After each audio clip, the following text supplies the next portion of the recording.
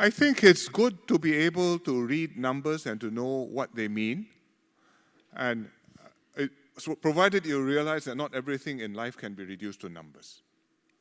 And one of the advantages of being an engineer is that you get a sense of numbers and you look at something and you can say straight away, that looks okay, sounds sensible, or that looks very odd, can't possibly be. Recently, I saw an article in the newspaper. There were 2 articles about satellites, artificial satellites. Somebody put up a comm satellite and it ran into some trouble. And the article said the satellite weighs 2,000 tons. So I paused. I asked my wife, do you believe this?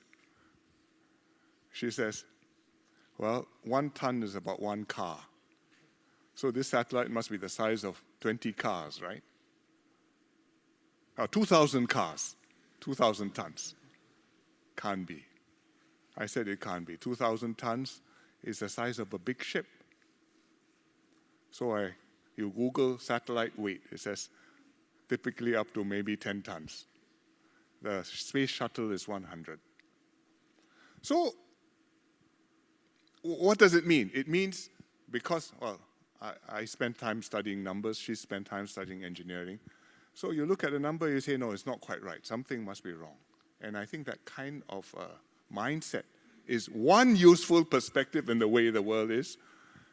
And it will help you to catch things which if you don't catch early, and then after you try to launch a 2,000-ton satellite, and the rocket didn't work, then you say, oh dear, I got 3 zeros wrong.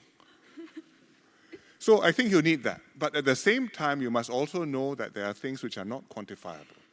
That when you are spending time taking care of other people is not just how many houses you covered, but what you conveyed in terms of human care and concern. When you're looking at arts and culture, you want to have people in the society who care about putting up, could be a musical performance, could be an artistic effort, but who say, well, this is beautiful, this is something which takes a tremendous amount of cooperation and concentration to do, and I'm going to do it for its own sake, because I think this is important to me. And when you're talking about Singapore, in a way you also have to say that. It's not just how much GDP we create, but why is it you belong here? You belong here because you have grown up here, you've been brought up here, you have emotional links here, you've got people who matter to you here, you've got places which are significant to you here, and therefore you're here. And therefore you belong here. And there's no dollars and cents which you could in an economics class say, well, all that is equivalent to so much money to me. And I think we need to have that complement. On the whole, in Singapore, I think we are more, I would say we are more numerically conscious than other societies. Not a bad thing. But I would say actually in some ways, you may be numerically conscious, but you are not completely numerate enough to see beyond the number towards significance, its implications, and what you should do about it.